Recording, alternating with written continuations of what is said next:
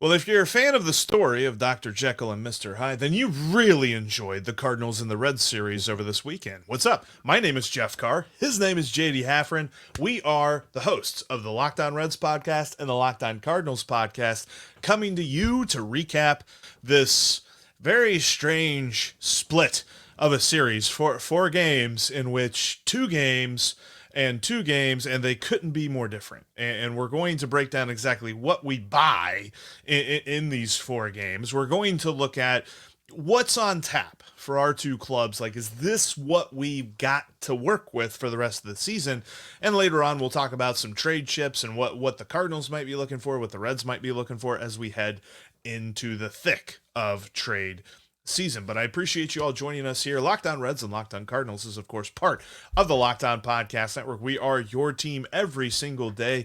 And JD and myself have been fans of our teams for basically our entire lives. One of us has had a much more enjoyable go of it.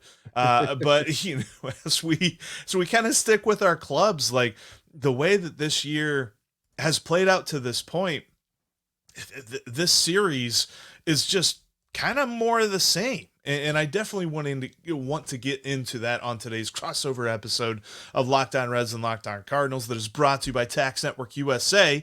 Did you know that it's never too late to resolve your tax issues with the IRS? Don't wait. Reduce your tax debt and get help from a team of licensed professionals. Call 1-800-549-1000 or visit tnusa.com/locked on. And JD, I kind of want to start with that. Like, there were two games where Reds fans were really happy and two games where Cardinals fans are really happy. Which do you buy the most, and who is most like what performance that you saw? Yeah, it's strange because the Reds open up a can on the Cardinals in two of those games. Where the first one on Thursday, at least there was a fighting chance for a moment there, and then the Reds took off after they had made, I believe it was 4-2. The Cardinals got it close, and then the Reds were like, "Okay, that's enough. We're out of here," and took off with it. Then you get the two shutout games, which is not something that you see a whole lot of in baseball anymore. They try to even make it easier for the offenses with the base stealing and whatnot to score more runs. And so you don't see a whole lot of shutouts. So that was strange. The other side of it that was kind of strange too was because the Sonny Gray game, which is the game that you would have thought going into it, that was the Cardinals win. If there was one that you're like, well, they'll probably win that one, it was going to be that one against Spires, and that didn't happen at all. That was a complete different one, and ended up being one of the blowouts. Ended up being the 9-4 blowout. So it's weird because I don't think any of as far as the Cardinals side of things, none of those games look like the team that I've seen or watched play specifically since May the 12th, when the Cardinals turned things around and have been one of the best teams in baseball record-wise. Because watching their pitching staff just get shellacked, that doesn't happen very often. Nor do they shut out people very often. They've got a lot of hittable pitchers. You know it as well as I do, with the names like Michaelis and Gibson and Lynn from last year. They were three of the top pitchers in all of baseball as far as hits given up. They give up a lot of contact. They're not strikeout guys for the most part. And to see them throw shutouts, with an Andre Palante, a guy that wasn't good enough to even be on the team a month ago, due to injuries and failures on other people's parts, has now turned into the number 5 guy, and he pitches well against the Reds. If they could do that all the time, that would be great, because he pitched well against them at Great American Ballpark, and then he looked good again this weekend. So that is not. Honestly, it was like opposites going on there. I did not. Anything that happened in the series was not what I thought was going to happen, outside of Jonathan India just thrashing the Cardinals, which he's very good at doing and has done his entire career. He is on the kind of stretch right now that is making you wonder if this season isn't going to finish better than his Rookie of the Year season, which is great because he spent the better part of the last 2 years either injured or just not hitting well. And you started to wonder what the Reds were going to get out of this guy. Was it just going to be a really fun Rookie of the Year campaign? and then not much else. But he has really turned a corner this season, and especially over the last month. I kind of expanded. I know he's on a 12-game hitting streak right now. I know he just set the record that the most sought after record in Reds history of, longest streak of games with a double. but it's a fantastic record. I mean, no skin off of that, but 8 straight games with that. But Yeah. this has been something totally different from the way that his season started, because even as soon as May 23rd, he was hitting 208. He has just been on such a tear for the last month plus, and it's been a lot of fun to and watch. he should have had more hits. A couple of Arenado plays over there at third robbed him of a few, and he just hits BBs down that left field line, man. Like, if you could just shift everybody over down the line, I think you would get him out more often. But it's been impressive, so much to the point where my mother is like, I hate that number 6. I don't want him against the Cardinals anymore. I hate his guts. And my mom is the nicest person in the world. Doesn't throw the H word around very often, but hates Jonathan India with a passion because of the damage that he does against the St. Louis Cardinals. Might be the title of this one. JD's mom hates Jonathan India. I like that. But no, like, this was such a frustrating series from Reds fans' perspective, because the Reds have not won a series in a while, and tying a series, I don't necessarily know that makes me feel better. I mean, I guess it's a little bit better than losing the series, but it's like, 6 one, half dozen another, really. I mean, there's no tying in baseball except when there is. And when you score 20 runs in 4 games, you figure you probably won 3 of those games. Instead, you shut yourself out of 2 of them. And the whole thing, and what killed me on the Palante game, was that I said going into it, I said, all right, he's not missing a lot of bats, but what he does is he allows weak contact on the ground, and that usually stings the Reds. Hopefully they can figure that out. They didn't, and Palante dominated them. And then Lance Lynn has dominated them his entire career, but he's kind of had a season of like, well, he's almost there, but he's also a little bit below average on a lot of different stuff. So I'm like, maybe the Reds can get one over on him. Nope, not going to happen. He has 6 strikeouts in that game. So I think that's the most frustrating part for Reds fans, is that it's like, which team is the Reds? Is it this team that's going to score a bunch of runs? I know you can't count on 11 every night, but are you going to have these one-off games where you just go crazy, and then these next couple of nights where they go completely dormant? Because that's happened far too often here recently. Yeah. That's, for the Reds specifically, that it's all or nothing is what it felt like in this series, where, like, I mean, they couldn't get them out in those 2 games that they won. Like, it was just like everything was finding grass. It was hitting gaps. They were stealing bases. And you're like, how is this team below 500? It looked more like the team that you saw last year, specifically in the second half of the Reds, where they were just all over the place. Energy, everything was going their way, and nothing happening for the Cardinals. And then in the next 2 games, it's just like a vanishing act. And how about on the side, you mentioned the runs scored. How about the Cardinals winning 2 games by scoring 3 runs? 3? Like, what? That's not supposed to happen. They scored more runs in the games they lost than the ones they won. It was bizarre. It was a very strange series, and my takeaways from it is that was an anomaly, I think, for the Cardinals side of things, because this is not who they have been. On the Reds side of things, I guess you guys are just looking for a little more balance. If you could get 5 or 6 a game and spread that out, things would probably be easier for Cincinnati. Peaks and valleys, JD. Peaks and valleys. A lot of peaks and valleys going on this season. Hopefully some consistency is coming. But when we look at the Reds and the Cardinals, when it comes to reinforcements, you're going to have to look for trades and stuff, because it really doesn't look like there are a lot coming. We'll explain why coming up next. But first, I want to tell you about Prize Picks, because as we move through the baseball season, Prize Picks is the best way to enjoy it. And let me tell you what, Elly De La Cruz going crazy right now, Jonathan India going crazy right now. You got to go check him out over on Prize Picks, because you can pick your favorite statistics like doubles and click more. And then you could probably pick like steals for Elly and click more. And then you'll make some money, because Prize Picks, all you got to do is pick 2 or more statistical categories like that on your favorite players, put them together, and that is your Prize Picks entry. Sometimes, in some different cases, if you put together just as little as 4 different picks, you can make up to 100 times your money. Yeah, literally talking about turning $10 into $1,000 just like that. So, check out Prize Picks today. When you download the app, use the promo code LOCKEDONMLB, all lowercase, and you'll get a first deposit match of up to $100. Again, that's Prize Picks app, and use the promo code all lowercase LOCKEDONMLB for a first deposit match of up to $100. And find Elly, find Jonathan India, click more. You can also click less, but I don't know why you would do that. It's just that easy. Here on Locked On Cardinals and Locked On Reds, we pride ourselves on getting you the latest news for your team. You know, off season, we're here for you. The draft, which is coming up, spring training, playoffs. It's a year-round thing when it comes to Major League Baseball. And you know what else is year-round, unfortunately, is collection season, because tax season is over. That doesn't mean the IRS just goes to bed for a while and it will stop coming after you for your unfiled taxes. The IRS, they can garnish your wages. They can levy your bank accounts and even seize your property. Don't let the IRS target you. Let the licensed professionals and tax experts at taxnetwork.com or Tax Network USA go to bat for you. I've got multiple jobs.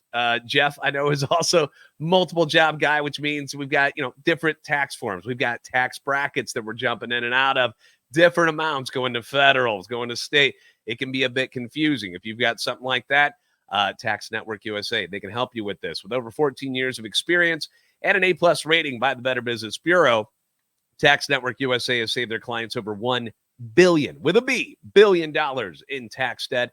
Whether you owe taxes, have complicated matters that require tax planning like myself, or you finally hit that parlay this season and need help correctly filing. That's right. When you win, you've got to file that stuff too. Call 1-800-549-1000 or visit tnusa.com/locked on, and be sure to mention Locked On Cardinals or Locked On Reds at checkout, and you'll receive a $250 discount off their services.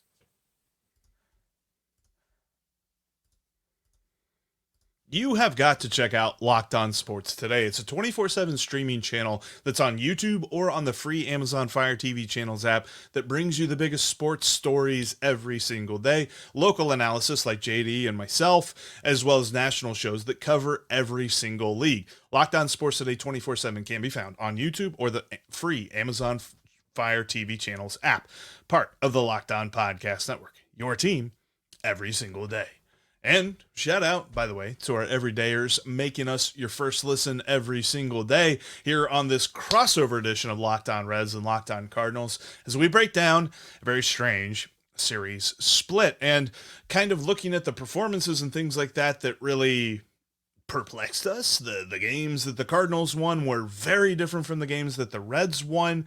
And I think that when both teams look at the playoff picture, the Cardinals feel a lot better about it right now than the Reds do, but they have been where the Reds have been this season. And looking at everything that's going on, the players on the team, the top prospects in the organization, the guys that are managing this team, all this other stuff, it really feels like what is here is probably not going to change a whole lot between now and the end of the season. Yeah, as far as the Cardinals are going to have an interesting approach to the trade deadline. I know that there are some people, because the offense has been a little underwhelming, but I don't think that's something that they're actually going to target. If anything, maybe a bench bat or something. But even that's not going to make a whole lot of difference. I think a target for the Cardinals would be probably somebody at the back end of the rotation. Mentioned Andre Palante. He doesn't get to pitch against the Reds all the time, which is when he's really, really good. He's had some bad outings against other people, so I'm not quite sure the trust is there. And if you can bring in, Cardinals clearly are not scared of bringing in veterans, 30-plus guys who allow a lot of contact. That is right up our alley. And I'm sure there will be a few of those available at the trade deadline. So I would imagine a move like that is something they would target. So it's not going to be some drastic blockbuster move where a lot of shifting is going on. If anything, they're going to have that boring approach where, like, hey, getting healthy guys back's as good as a trade, because you're going to see, the names like Tommy Edman, who hasn't been available all year. He's supposed to come back. I keep telling people, look for the second half of the season. I've been saying that since spring training. and he's still not back in. Now he's nursing an ankle injury to go along with the wrist surgery he came back from. Lars Nootbaar, somebody who's been beat up all year. Jordan Walker, who had a really good second half last year, one of the top prospects in baseball last year, has been in Memphis for most of this season because he just wasn't hitting the ball very well at the major league level. So these are guys that are expected to come back and make contributions. And we're supposed to be, I mean, the Cardinals have never had what they thought their starting outfield was going to be. Reds fans, you know, you've had the injuries in the outfield too. You've hardly ever seen the same three out there that were supposed to be your main people. And at the beginning of the year, it was supposed to be Nootbaar, Edman, and Walker. And that has never happened yet this year, ever. So some of these guys coming back are going to make decisions kind of interesting because you've seen the emergence of an Alec Burleson, who's been a whole lot better this year in his second full season. Brendan Donovan, you guys saw how well he played left field in this series against the Reds, specifically on what was that Friday night with the the robbing of Stuart Fairchild, but another ball against the wall that he caught. He made a couple of nice running in plays, so he's been fantastic. He's won a Gold Glove as a utility guy. So you're going to take him away from left field where he's been so good? And then former Red Michael Ciani, who's got Gold Glove stats going on in center field this year. You're going to bench him now? Like, it's going to make things very interesting. Not going to be easy decisions for Ali Marmol, but that's why he gets paid the big bucks, right? Exactly. And kind of on the Red side, like, we're putting a lot of eggs into the basket of Matt McLain is coming back. Matt McLain is coming back. Matt McLain is coming back. Because it's obvious the Reds have sorely missed him. And quite frankly, it's a point, kind of looking back, we talked about this ad nauseum, Steve and I did, after the season last year, where it was like, who was the most valuable player on the team? And we had it down between TJ Friedl and Spencer Steer. But based on the way that this team has played, it definitely misses TJ Friedl, but I think it misses Matt McLain even more. And not because, I mean, the bat is a big thing, and Jonathan India has done an admirable job replacing the bat in the lineup. But if you can move India to maybe left field and you have Matt McLain playing second base, you have a better glove at second, and Matt McLain has a better bat than Jonathan India does as well, then you really upgrade this team so much. And hopefully India will be back here soon, Friedl will be back here soon to play center field because during today's game, there was a quote from Jeff Brantley on a play that Stuart Fairchild just lost the ball in the sun, or I don't know what happened. He was charging in on a pop fly and just like held up for a minute like he lost it, and then he finally found it after it bounced. And it was a moment that Jeff Brantley was just like, when's TJ Friedl getting back? Lord have mercy. It was like, there's a reason Stuart Fairchild was your fourth, fifth outfielder to start the season. He's made some good plays this year, but there's a reason why he was lower on the depth chart when the season started. He has, and he's made plays that have been game-winning plays, and he's made plays that are game-losing plays as well. He's perfectly balanced himself out in that regard. And as far as guys coming up, there's always folks that are asking questions with the way that the Reds were able to call people up last year. They're like, all right, who's next? The answer is not really a whole lot, because there's some guys that are a couple of years away, but they are not ready now. And the guys that are ready now are not the guys that, you call him up, you're making the playoffs. That's not happening. They're going to have to make a trade. And JD, the thing for me, like when you look around the rest of the league, you normally think if you're going into the trade deadline and you need a bat, you're probably okay because most folks need pitching. That's not the case this year. Offense is down across the league, and there's a lot of teams that are looking for a bat this year. Yeah, that was one thing that President of Baseball Operations John Mozeliak said recently, was that he would love to be able to add a right-handed bat that is capable of playing a good center field. And if that is something that they're looking for, there are some names out there. I know people bring up Luis Robert Jr., but that's no, it's not going to happen.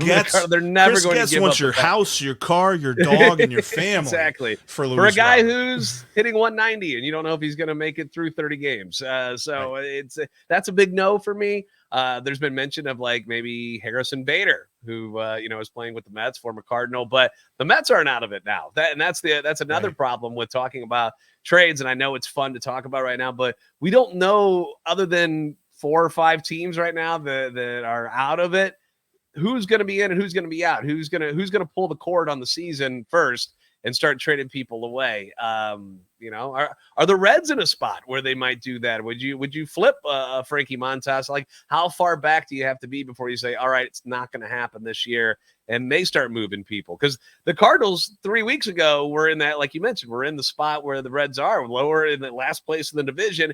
And we started thinking about that. I'm like, what can we get for a Kyle Gibson or a Lance Lynn or something? And now we're buyers. Now we're in the buy mode, and that's how quickly things can flip. So still a month left before the trade deadline takes place. So there's going to be a lot of jockeying for position. But for the Cardinals side of things, if I was a betting guy, I'd go and say that it's going to be depth in the starting rotation and bullpen is something they'll target. It'll be veterans. It'll be not huge guys. It's not going to be the big names that people want and really are drooling over. It's going to be guys kind of like the Jose Quintanas and the Jordan Montgomery types of moves that they made a couple years ago that panned out kind of nicely. So I would expect more of that.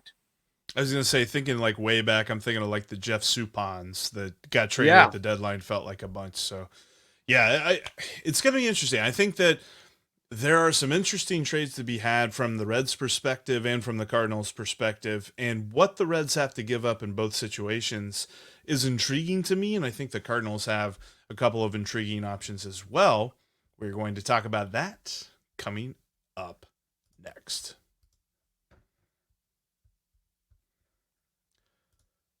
But as we go through this wonderful baseball season, because now baseball takes center stage. No more finals, no more Stanley Cup finals. It's all about baseball.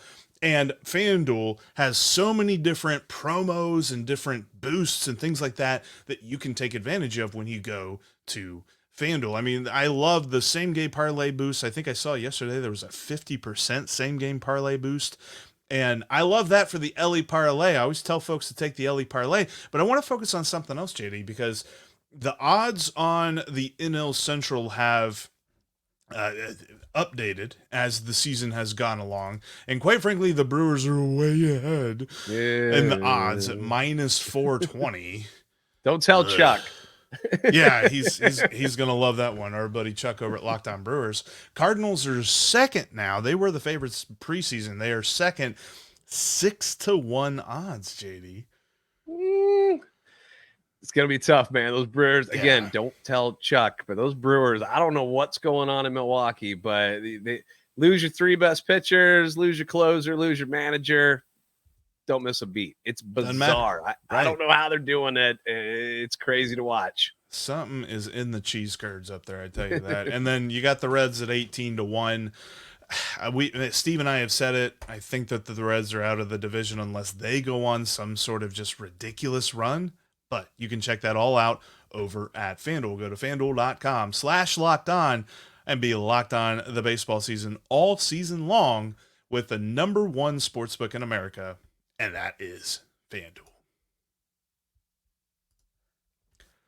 You can catch every pitch of the Reds and Cardinals hometown broadcasts wherever you go on SiriusXM. Just download the SXM app and search either Cardinals or Reds. I did get the chance. I was listening to the Cardinals broadcast a little bit the other day, and I know that they were still kind of recapping the weird play that Elly De La Cruz caught the ball instead of Stuart Fairchild charging in from center field. The only run of the game on Friday where Michael Ciani scores from third on what essentially was just a bloop, but because all of Elly's momentum was going out into center field, it should have been Stuart Fairchild to catch that, but that's neither here nor there. I do like listening to other teams' broadcasts, so you can listen to other teams' broadcasts as well on the SiriusXM app.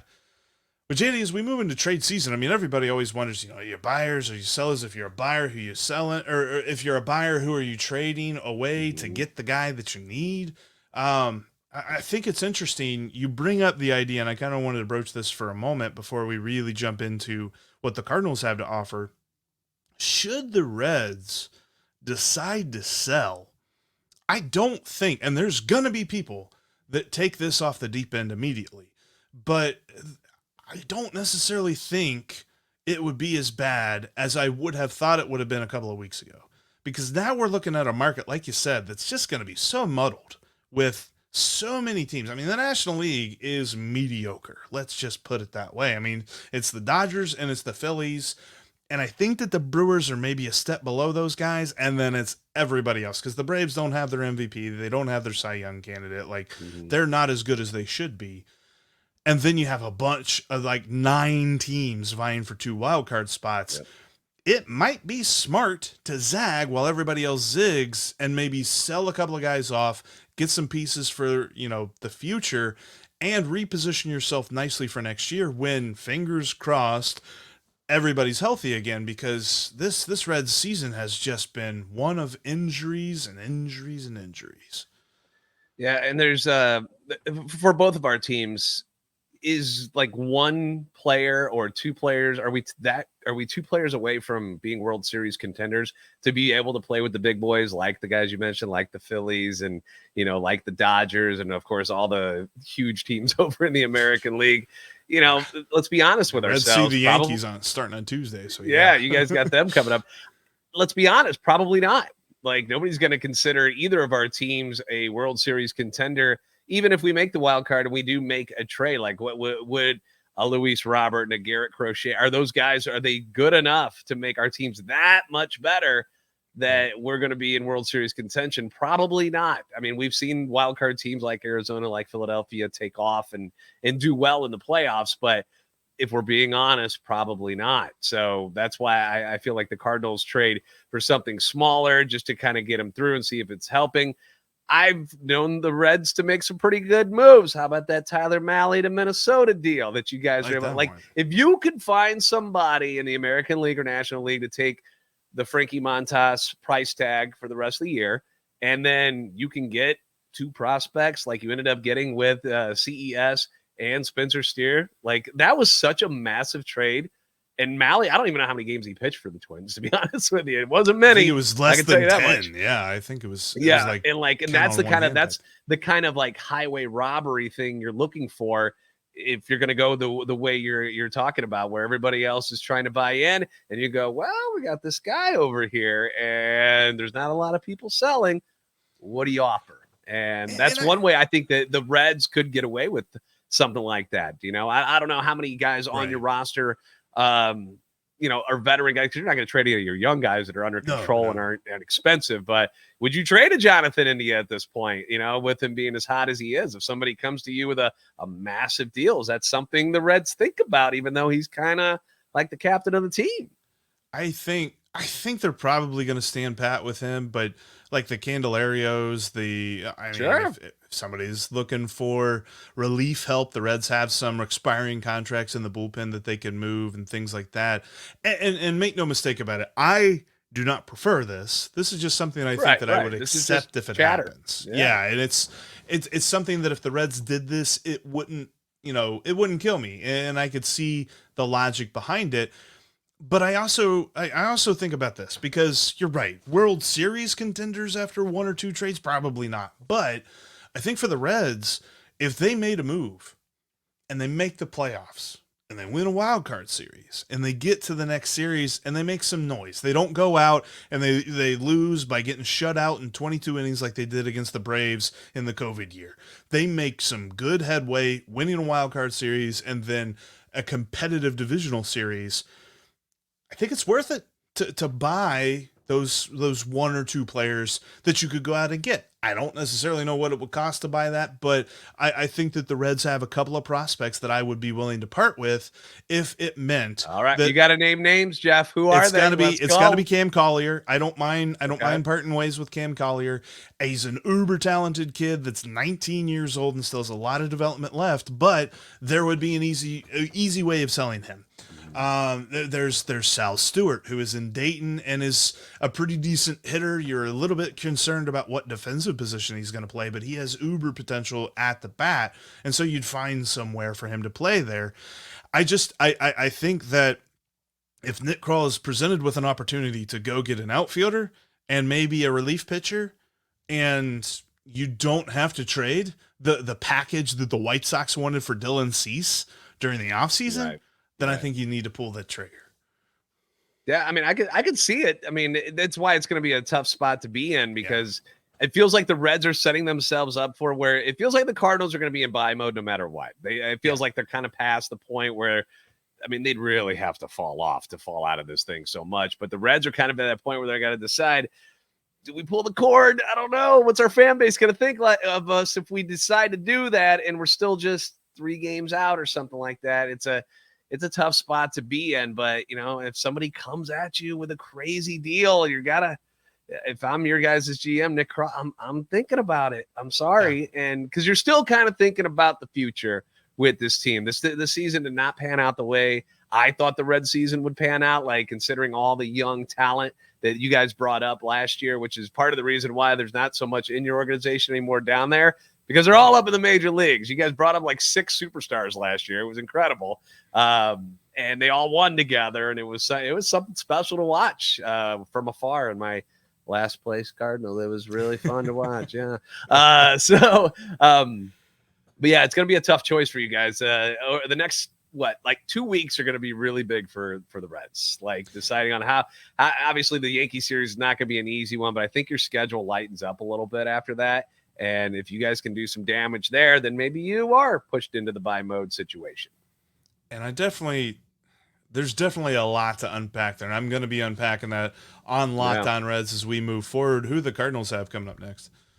The Cardinals are going, they're going Pittsburgh, and then the Nationals are their next 2 series. And then it's the Royals after that. So Royals, obviously a very good team, but Pittsburgh and Washington. Washington's surprise team. Do we believe in them yet? No, I don't think so. But the record is what it is. So, but as far as the Cardinals' trade chips or anything like that, some guys that I would keep an eye. I don't think they want to trade any of their young pitching away. The guy that we saw on Saturday in Gordon Graceffo is somebody. He looked pretty good. That was his major league debut on Saturday against the Reds.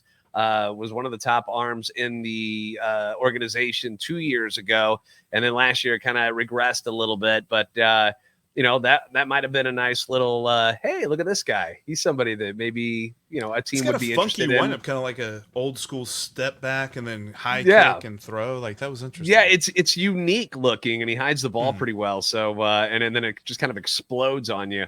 But that might have been kind of where they're like, hey, this is a tryout. What do you guys think about this kid as somebody that they could move for a veteran arm at some point? I don't think they're going to want to move anybody like Tink Hence or Tekoa Roby or a Cooper Jerpy, but like a Gordon Graceffo, maybe a Sim Robertson. I doubt that would be one. A Michael McGreevy for sure.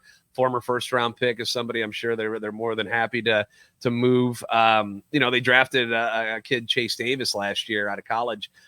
Big power numbers in college, hasn't manifested so much yet in the minor leagues, but former first-round pick that's in an outfield that's a little bit crowded still. We seem to have that problem all the time, and then we get rid of the guy that goes on to be a superstar, and it doesn't work out. But again, you're in that situation where if you can get an arm that's going to push you, and you got to give to get, and that could be somebody maybe that they'd be willing to move on from. Who's he's not a kid, he's not a high school kid, he's like 19. Still trying to get it together. He's a guy that played in college and was very good in college, but it hasn't quite worked out yet, but still has massive potential. So it's guys like that I think that they'd be ready to move on. And if you're going to go after the Garrett Crochets of the world, that's when you're going to be stuck you'll have to trade a Tink Hence or maybe Jordan Walker. They're going to ask for him and it's going to happen. Yep. So those are the guys that I think the Cardinals have finally built this organization a little bit of their prospect pool up a little bit. And I don't think they're ready to empty out the cupboard again for this particular team, maybe down a year or two down the road, but not in the final years of Goldschmidt, the declining years of Arenado. I think they're there yet where they're like, we got to go all in here. I don't think that's something that the Cardinals are thinking about right now, but that's what I see for them as far as trade chips and whatnot. So I expect them to be buyers, but I wouldn't expect it to be the sexiest name coming over to St. Louis and putting the birds on the bat on. And that's why you got to keep it Locked On Cardinals and Locked On Reds as we move through the season, because we're going to be all over these rumors and what's going to be happening with each one of our teams, especially as trade season rolls along, because I think we're going to see some news. We're going to see some news for both teams, and we're going to be all over it here because we are Locked On Reds and Locked On Cardinals, part of the Locked On Podcast Network, your team every day.